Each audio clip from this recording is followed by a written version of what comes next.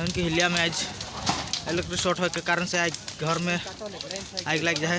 सूर्य नूरा को घर में नीचे हिला 4 नंबर गाँव में तुम देख सकबा पूरा घर खत्म हो गलक जल के देखे सकाल तो हेल्प करवा थोड़े गुन देखे सकाल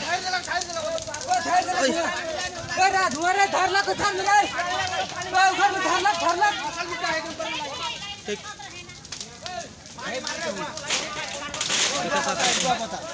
टेम्परेचर पूरा हाई रहेगा कर पूरा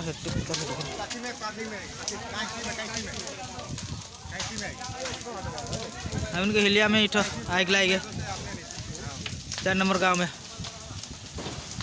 यार। फायर ब्रिगेड के जल्दी से जल्दी केकरो जगह नंबर है तो भेज दो, हम एक ग्रुप में शेयर कराती।